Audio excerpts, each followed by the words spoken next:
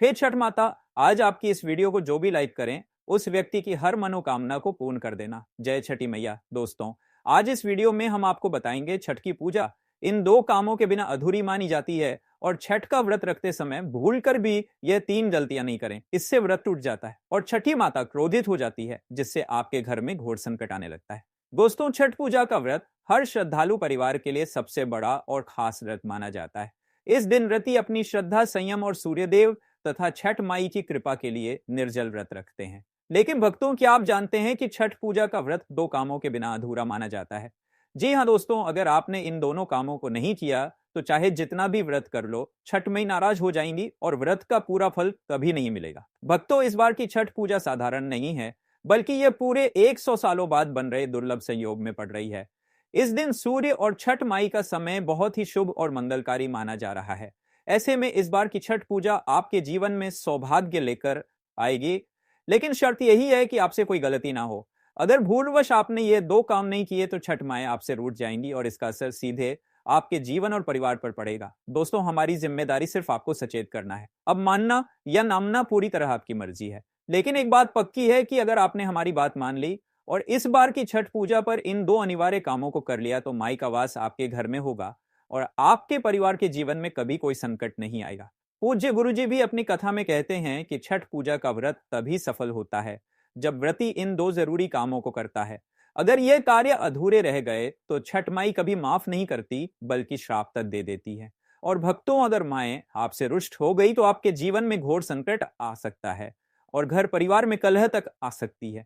इसलिए इस बार की छठ पूजा बिल्कुल भी हल्के में मत लेना। भक्तों, अगर आप भी चाहते हैं कि इस छठ पूजा पर छठ माई का आशीर्वाद आप पर सदैव बना रहे, तो वीडियो को लाइक करें, चैनल को सब्सक्राइब करें और कमेंट बॉक्स में जय छठ माई जरूर लिखें। और हाँ, अपने परिवार के जीवन में सुख और समृद्धि के लिए इस वीडियो को अंत तक पूरा देखकर ही जाइएगा। अगर आपने वीडियो को बीच बीच से काट कर देखा या हल्के में लिया, तो आपके जीवन में व्रत का फल अधूरा रह जाएगा और सौभाग्य की प्राप्ति कभी नहीं होगी। तो चलिए, सबसे पहले हम आपको बताएंगे इस छठ महापर्व के दिन वह कौन से कामों को जरूर करना है जिसके बिना व्रत का फल अधूरा रह जाएगा। तो दोस्तों, जैसे कि आप सभी को पता है कि नहाए खाए के साथ छठ महापर्व का आरंभ हो जाता है। इस बार 25 अक्टूबर यानी छठ के पहले दिन नहाए खाए से होगी। इस दिन व्रत रखने वाली महिला और पुरुष सिर्फ एक समय ही भोजन करते हैं। साथ ही भोजन ग्रहण करने से पहले सूर्य भगवान को भोग लगाया जाता है। इस दिन अपने घर के पास किसी पवित्र नदी या कुंड में जाकर स्नान भी किया जाता है। स्नान करने से बाद साफ वस्त्र धारण करके ही भोजन ग्रहण करना होता है। इस दिन चने की दाल और लौकी की सब्जी बनाई जाती है। साथ ही पहले दिन व्रत रखने वाले पहले खाना खाते हैं। इसके बाद ही परिवार के बाकी लोग भोजन ग्रहण करते हैं। छठ महापर्व दूसरे दिन 26 अक्टूबर 2025 खरना। छठ महापर्व के दूसरे दिन खरना किया जाता है। खरना का मतलब है शुद्धिकरण। व्रती इस पूरे दिन उपवास रखती है, फिर शाम के समय मिट्टी के नए चूल्हे पर गुड़ की खीर प्रसाद के रूप में बनाई जाती है। इसी प्रसाद को व्रती ग्रहण करते हैं, फिर इस प्रसाद को बाकी लोगों में बांटा जाता है। इसके बाद से 36 घंटे का लंबा निर्जला उपवास शुरू होता है। छठ तीसरा दिन 27 अक्टूबर 2025 संजया घाट। छठ पूजा के तीसरे दिन यानी संजया घाट को अस्त होते सूर्य को अर्घ्य दिया जाता है। इससे पहले व्रत रखने वाली महिलाएं सूर्य निकलने से पहले रात को मिश्र युक्त पानी पीती हैं। उसके बाद शाम के समय सूर्य देव को अर्घ्य दिया जाता है। सूर्य देव की उपासना के लिए इस दिन तरह तरह के पकवान, ठेकुआ और मौसमी फल आदि अर्पित किए जाते हैं। डूबते सूर्य को अर्घ्य देने का समय 27 अक्टूबर 2025 को शाम 5:40 तक। छठ पूजा के चौथे दिन यानी कि 28 अक्टूबर 2025 को उगते सूर्य को अर्घ्य दिया जाता है। सूर्य देव को अर्घ्य देते समय संतान और परिवार की सुख शांति बनाए रखने की कामना की जाती है। सूर्य को अर्घ्य देने के बाद प्रसाद ग्रहण कर व्रत का समापन किया जाता है। उगते सूर्य को अर्घ्य देने का समय 28 अक्टूबर को सुबह 6:30 पर। छठ के व्रत में यह गलती नहीं करें, छठ माता क्रोधित हो जाती है। सूरज को अर्घ्य देते वक्त ना करें। भूल छठ पूजा के पर्व पर सूरज को अर्घ्य देते वक्त किसी भी तरह के शीशे या स्टील के बर्तन का इस्तेमाल नहीं करना चाहिए। सूरज को अर्घ्य दिए बिना यह पर्व अधूरा माना जाता है। साफ सफाई का रखें ध्यान। छठ पूजा के दौरान साफ सफाई का खास तौर पर ध्यान दें। इस पूजा के दौरान कपड़ों से लेकर पूरे घर को बिल्कुल साफ रखना चाहिए। साथ ही प्रसाद बनाते वक्त भी साफ सफाई का पूरा ख्याल रखें। जाने कहां सोना चाहिए। छठ पूजा के दौरान जो भी व्रत रख रहा है उसे पलंग पर नहीं सोना चाहिए। ना पलंग बल्कि चारपाई आदि पर भी सोने की मनाही होती है। इस व्रत के दौरान फर्श पर सोना चाहिए। सामग्री का जरूर रखें ख्याल। छठ पूजा के दौरान सामग्री का विशेष तौर पर ख्याल रखें। इस पूजा के दौरान सिंदूर, कुमकुम, आलता, मेहंदी, पीतल का सूप, शक्कर, अंददी, नारियल, ईख, शहद, पान, सुपारी, लौंग और इलायची जैसी सामग्री का जरूर इस्तेमाल करें। मांसाहारी खाने से करें परहेज। छठ पूजा के दिन किसी भी तरह के मांसाहारी खाना खाने से बचना चाहिए। खाने के साथ साथ पूजा के किसी भी तरह के मांसाहारी सामान को घर में या पूजा के आसपास नहीं रखना चाहिए। माना जाता है कि छठी मैया ऐसा करने से नाराज हो जाती हैं। छठ पूजा पर महिलाओं के मांग में सिंदूर भरने के पीछे कई मान्यताएं हैं। मान्यताओं के मुताबिक जो स्त्री अपनी मांग के सिंदूर को बालों में छुपा लेती हैं, उनका पति समाज में भी छुप जाता है। पति को वह सम्मान नहीं मिलता जिसके वह हकदार होते हैं। इसी कारण महिलाएं लंबा सिंदूर लगाती है ताकि पति की आयु बढ़ने के साथ ही उनका सम्मान बढ़े। छठ पूजा करने वाली महिलाएं अगर मांग में सिंदूर लगा रही हैं तो ध्यान रखें कि सिंदूर माथे से लगाना शुरू करते हुए मांग तक ले जाएं। जितनी लंबी मांग सिंदूर से भरें उतना शुभ माना जाता है। कई महिलाएं नाक से लेकर पीछे मांग तक सिंदूर भरती हैं। मांग में सिंदूर भरने को लेकर यूपी बिहार में अलग अलग मान्यताएं हैं। मांग में सिंदूर की लंबाई पति की लंबी उम्र का प्रतीक है। महिलाएं छठ पूजा के दौरान पीला सिंदूर जरूर लगाएं। छठ के पर्व में नाक से शुरू करते हुए सिंदूर लगाएं और मांग भरें। सिंदूर गाढ़ा होना चाहिए। सिंदूर लगाने के लिए माचिस की तीली का इस्तेमाल कर सकती है। सिंदूर लगाने के लिए माचिस की तीली का इस्तेमाल महिलाओं के सुहाग की निशानी होती है और पति की लंबी आयु का प्रतीक है। सुहागिन के 16 श्रृंगार में से एक सबसे अहम सिंदूर है जिसका पूजा में होना अनिवार्य है। हिंदू धर्म में पूजा में नारियल का बहुत अधिक महत्व है। नारियल को बहुत ही पवित्र फल माना जाता है। वहीं छठ मैया की पूजा में भी नारियल का बहुत अधिक महत्व है। श्रद्धालुओं के डाले में इस दिन बहुत नारियल रखे होते हैं क्योंकि नारियल चढ़ाने से मनोकामनाएं पूरी होती हैं। इसलिए नारियल चढ़ाकर लोग अपनी मनोकामना मानते हैं। छठ मैया को केला पवित्र फलों में से एक है। क्योंकि केला पवित्र फलों में से एक है, इसकी पवित्रता के कारण इसे छठ पूजा में रखा जाता है। लोग मनोकामना पूर्ति के लिए छठ मैया को केले का घाव भेंट करते हैं। बिहार और पूर्वांचल में इसकी खेती भी खूब होती है, जिसकी वजह से यह आसानी से उपलब्ध हो जाता है। छठ पूजा में गन्ने का होना जरूरी होता है। कई जगहों पर गन्ने का घर बनाया जाता है जिसके नीचे छठ मैया की पूजा और आरती की जाती है। कहा जाता है कि इस तरह पूजा करने से घर में आनंद और समृद्धि आती है। गन्ना का बाहरी भाग बहुत सख्त होता है। पशु पक्षी भी इसे झूठा नहीं कर पाते। यह पूरी तरह पवित्र होता है, इसलिए यह छठ मैया को बहुत प्रिय होता है। डाब नींबू को छठ पूजा में बहुत अधिक महत्व माना जाता है। सामान्य नींबू से बड़े आकार का एक नींबू होता है, उसे डाब नींबू कहते हैं। इसका स्वाद खट्टा मीठा होता है। यह आकार में बहुत बड़ा और इसका आवरण बहुत मोटा होता है। इस कारण इसे पक्षी या पशु झूठा नहीं करते हैं। इसकी पवित्रता बनी रहती है। यही कारण है कि छठ मैया को डाब नींबू बहुत प्रिय है। सुपारी बेहद सख्त फल है, इसके बिना कोई पूजा पूरी नहीं मानी जाती है, इसलिए इसे छठ मैया की पूजा में भी रखा जाता है। बेहद सख्त और आवरण में रहने की वजह से इसे भी पशु पक्षी झूठा नहीं कर पाते। यह पवित्र फल में गिना जाता है, इसलिए यह छठ मैया को प्रिय है। जल में फलने वाला फल है। जल श्रृंगार यह माता लक्ष्मी को भी प्रिय है।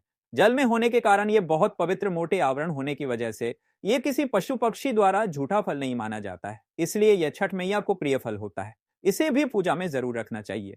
36 घंटे का यह कठिन निर्जल व्रत गर्भवती, धात्री एवं मधुमेह से पीड़ित महिलाओं के स्वास्थ्य के लिए हानिकारक हो सकता है।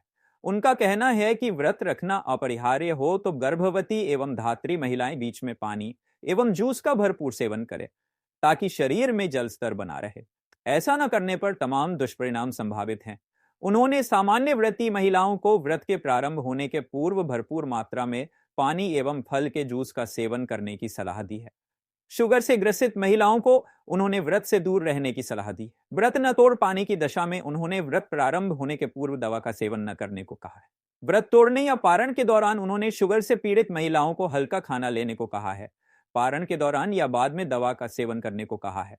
चेतावनी दी कि व्रत टूटते ही शुगर की दवा खाली पेट कदापि ना ले। छठ व्रत कथा दिवाली के 6 दिन बाद छठ मनाया जाता है।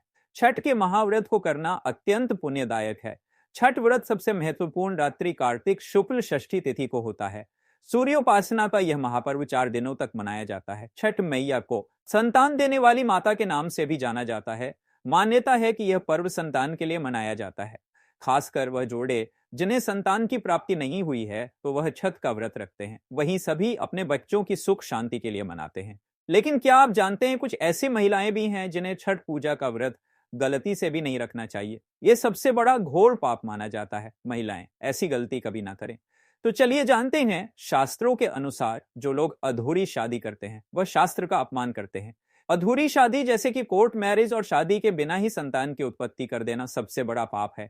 ऐसे में छठ पूजा का व्रत ऐसे लोगों को अपनी संतान के लिए कभी नहीं रखना चाहिए, क्योंकि आपने हिंदू रीति रिवाजों के अनुसार 7 फेरे नहीं लिए हैं। और वहीं बिन शादी के जब ऐसे लोग साथ में रहते हैं तो समाज में ऐसा रिश्ता कलंकित होता है। दोस्तों, बहुत से लोग ऐसे हैं जो भागकर शादी करते हैं और परिवार को दुखी कर देते हैं, माता पिता को समाज में कलंकित कर देते हैं, माता पिता को रुलाते हैं, परिवार को रुलाते हैं, समाज को बदनाम करते हैं। ऐसे लोग पूरे जनजीवन समस्त संसार के लिए शापित हैं। देखिए, परिवार को रुलाकर हमेशा रिश्ते अनर्थी होते हैं, रिश्ते जुड़ते नहीं हैं। इसीलिए जो लोग भागकर शादी करते हैं और कोर्ट मैरिज कर लेते हैं, 7 फेरे नहीं लेते हैं, हिंदू रीति रिवाज के साथ शादी नहीं करते, विवाह नहीं करते, तो उनके लिए यह व्रत उचित नहीं है। 7 फेरे का मतलब होता है आपने अग्निदेव का आशीर्वाद लिया, 33 कोटि देवी देवता का आशीर्वाद लिया, माँ बाप का आशीर्वाद लिया, परिवार का आशीर्वाद लिया, समाज को सम्मान दिया। मतलब अब आप पूज्य योग्य हैं, आप भगवान की सेवा कर सकते हैं, आप कोई भी व्रत आदि परंपरा के साथ कर सकते हैं। यदि जिस स्त्री को हल्दी ना लगी हो, जिस पुरुष को हल्दी ना लगी हो, ऐसा विवाह भी अशुभ होता है। शादी में हल्दी अवश्य लगना चाहिए, तभी ही आप व्रत आदि रख सकते हैं, पूजा पाठ कर सकते हैं, किसी भी मांगलिक कार्य में आप शामिल हो सकते हैं। इसीलिए ऐसी स्त्री किसी भी धार्मिक कार्य में तभी सफल व शामिल हो सकती है जब वह अग्नि के साथ फेरे ले ले। ऐसी शादी को ही शास्त्रों में सर्वश्रेष्ठ माना जाता है। ऐसे में अगर आपकी अधूरी शादी है तो आप छठ पूजा कभी ना करें। आपके ऐसा करने से छठी मैया का अपमान माना जाएगा और आपको पाप लग सकता है। दोस्तों, शास्त्रों के अनुसार इस व्रत को सच्चे मन से रखना चाहिए। अगर कोई महिला शौक में यानी बेमन से इस व्रत को रखती है तो उनके पति या संतान की मृत्यु या उन पर कष्ट आ सकते हैं। सच्ची श्रद्धा के साथ छठ पूजा का व्रत रखना चाहिए। इस व्रत के सफल होने से संतान सुख की प्राप्ति होती है, संतान को कष्ट कभी नहीं आते, छठी मैया करती है, रक्षा घर परिवार होता है। खुशहाल जो लोग छठ पूजा करते हैं तो छठी मैया उनके इर्द गिर्द, उनके घर के आसपास सदैव घूमती रहती है, उनकी रक्षा करती है, उनकी संतानों की रक्षा करती। जो बांझ महिलाएं हैं उन्हें संतान सुख की प्राप्ति देती है। लेकिन सच्चे हृदय से ही माता को पुकारे। दोस्तों, छठ पूजा करने से सैकड़ों युगों के फल की प्राप्ति होती है, परिवार में सुख समृद्धि धन की प्राप्ति होती है। छठी मैया की पूजा से सभी मनोकामनाएं होती हैं। पूरी वही कुंवारी कन्याएं और पुरुष भी छठ पूजा कर सकते हैं। छठ पूजा का फल कई लाख गुना प्राप्त होता है। इससे व्यक्ति के सभी पाप खत्म हो जाते हैं और सुख समृद्धि की प्राप्ति होती है। छठ पूजा का व्रत पूरा करने से स्वयं छठी मैया आपके पूरे घर की रक्षा करती है। दोस्तों, अब ये भी जान लेते हैं कि छठ मैया को ऐसी कौन सी 3 चीजें हैं जो नहीं चढ़ानी चाहिए। भयंकर पाप लगता है दोस्तों। नंबर 1, सूर्य भगवान को अर्घ देने के लिए तांबे का लोटा ही प्रयोग करें, लेकिन भूलकर भी चांदी, स्टील, शीशा और प्लास्टिक के बर्तन से अर्घ नहीं देना चाहिए, इससे व्रत टूट सकता है। दोस्तों, नंबर 2, व्रत के दौरान घर में कभी भी मांसाहार ना बनाएं और ना ही परिवार में किसी को खाने दें। जो लोग इस दिन लहसुन प्याज का खाना बनाते हैं और खाते हैं तो उन्हें छठी मैया उल्टा बर्बाद कर देती है, श्राप दे देती है। इस दिन छठी मैया को भोग लगता है।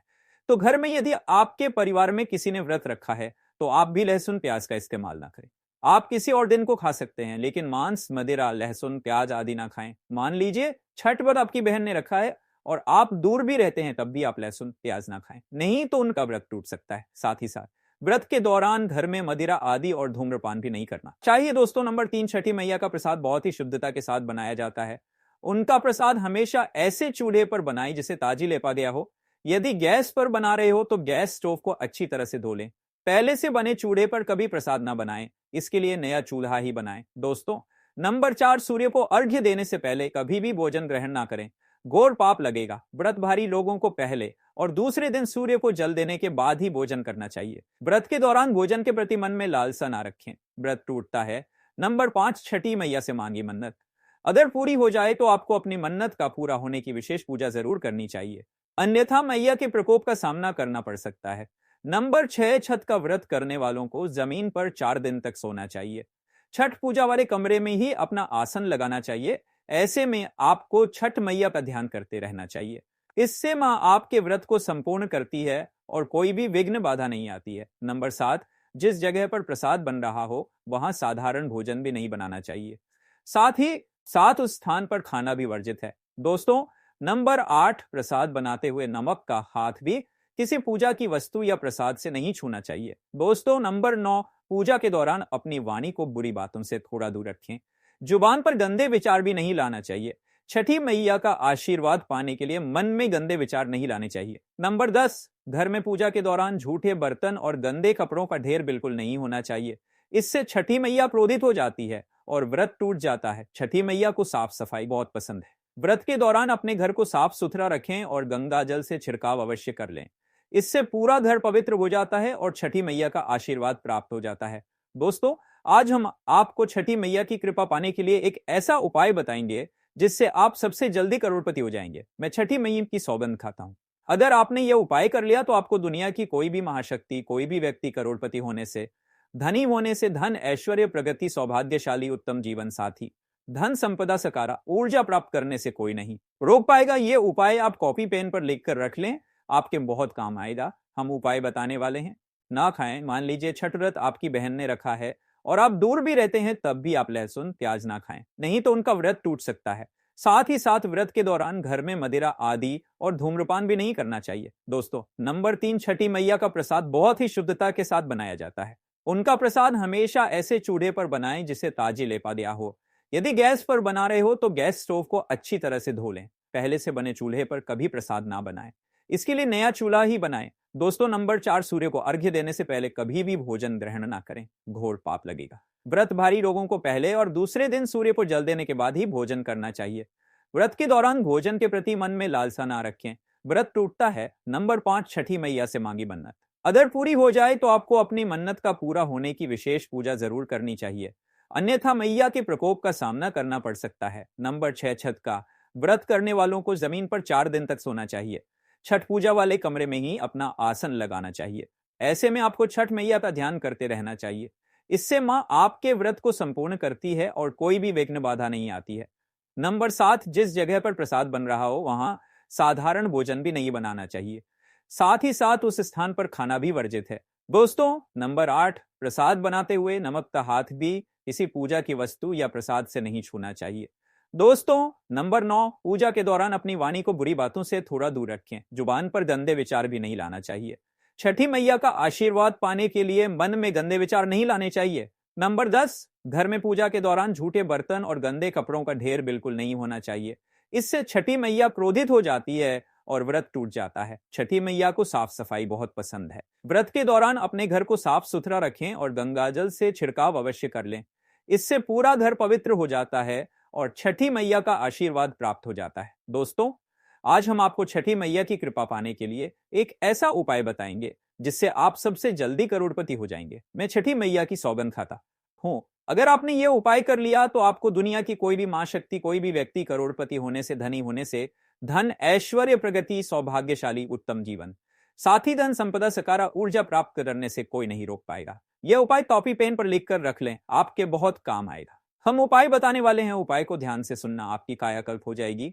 लेकिन वीडियो में आगे बढ़ने से पहले आपसे निवेदन था, वीडियो जरूर लाइक कर दीजिए। यह उपाय छठ पूजा वाले दिन ही करना है। आइए जानते हैं उपाय। यह उपाय आपको प्राचीन जानकारी चैनल पर ही मिलेगा। यदि कोई और यह उपाय बताएं तो समझो वो फ्रॉड है। देखिए, एक नमक का पैकेट ले लें, पिसा हुआ ढेली वाला ले सकते हैं, और एक पानी की बोतल और 51 रुपए की दक्षिणा तथा 100 ग्राम की सरसों के तेल की बोतल और 50 ग्राम सूखी लाल मिर्चें, 500 ग्राम चावल और 500 ग्राम, ये सभी 8 सामग्री एकत्रित कर लें। किसी कपड़े में बांध लें या थैली में ले लें। सभी सामग्री को मिक्स मत करना, अलग अलग पैकेट में एक ही थैली में डाल लें। अब अपने शिशु के ऊपर से संतान के ऊपर से 7 बार उतारा करें। अब यह सामग्री किसी गरीब व्यक्ति को दान में दे देना। मैं छठी मैया की सौगंध खाता हूं, मैं प्राचीन जानकारी छठी मैया की सौगंध खाता हूं। यदि आपका बच्चा, आपका शिशु स्वस्थ ना हो जाए, आप धनी ना हो जाए तो मुझे बताना। आप हमारे चैनल को अनसब्सक्राइब कर देना, आपका भाग्य बदल जाएगा। यदि आप व्यापारी हैं तो आपका व्यापार 100 गुना बढ़कर चलेगा। यदि आप स्टूडेंट हैं तो आपका मन पढ़ाई में खूब लगेगा, सरकारी जॉब लगेगी।